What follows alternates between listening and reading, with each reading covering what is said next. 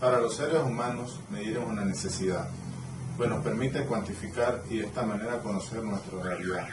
Una de las cosas que medimos a diario es el tiempo, y la unidad del tiempo es el segundo. Alguien se ha hecho las siguientes preguntas: ¿qué es el tiempo? ¿Qué es un segundo?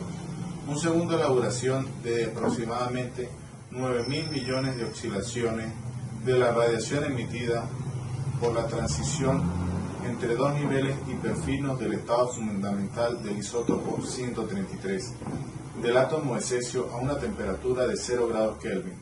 Si somos conscientes de lo que pasa, nos podemos dar cuenta de que vivimos a diario pendiente del tiempo, pero muy pocas personas hablan sobre qué es y cómo nos afecta desde el principio.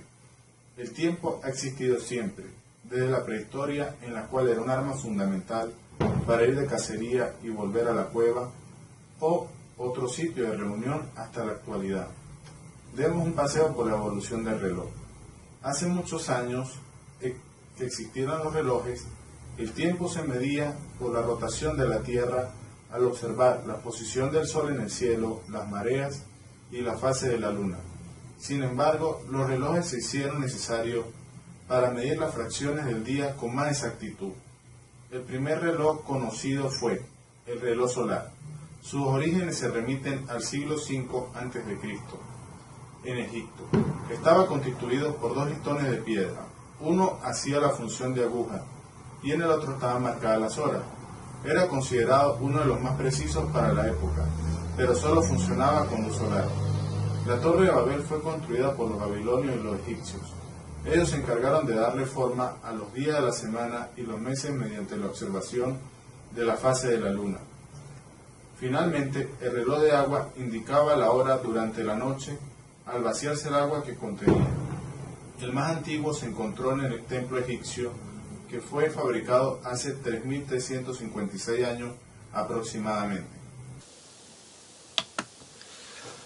Como mi compañero viene explicando, los relojes han ido evolucionando a través de la historia.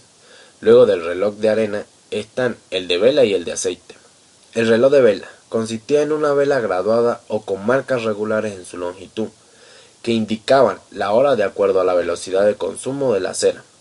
El reloj de aceite consistía en un depósito de aceite de ballena y permitía medir el tiempo de acuerdo a la disminución de aceite en su interior, debido a la combustión que presentaba el mismo.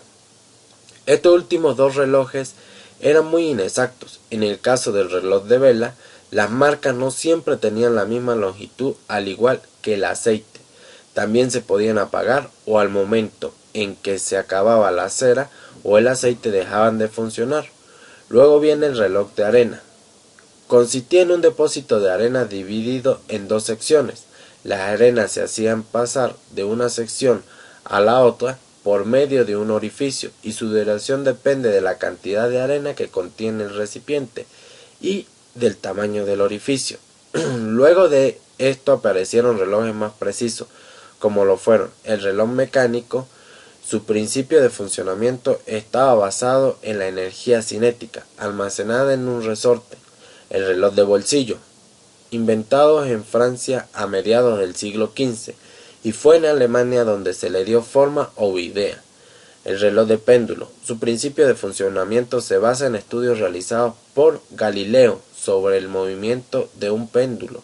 Era el reloj más exacto para la fecha, presentando un error de solo 5 minutos diarios.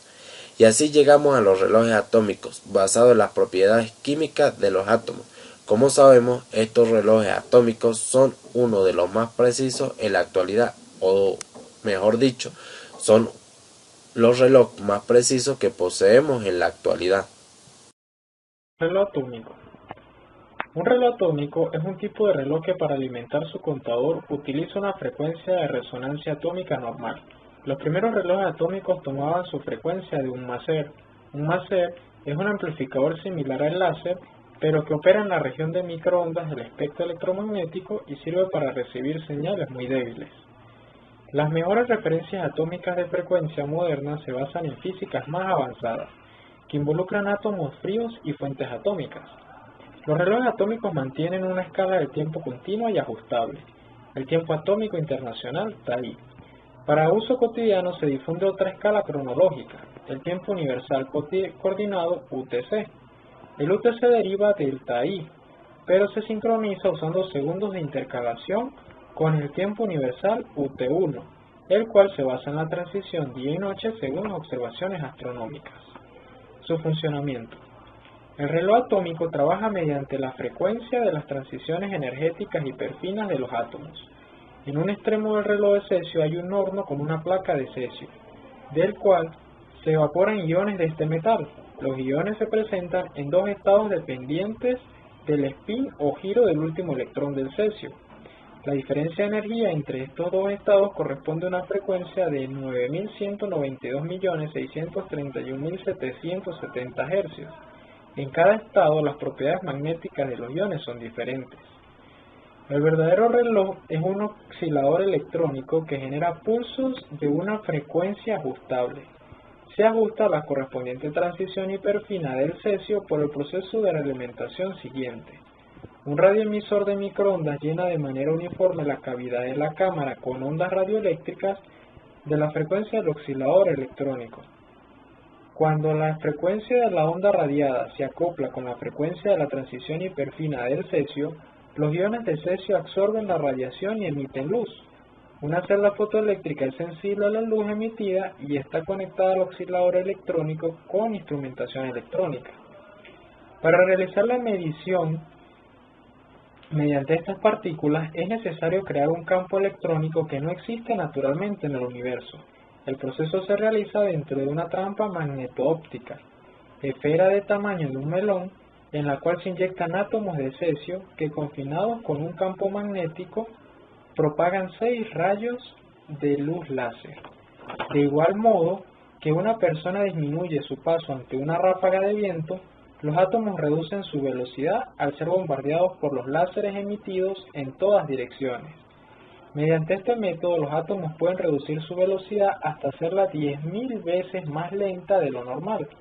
Cuando los átomos y los láseres chocan, se forma una nube de átomos muy lentos y ultrafinos.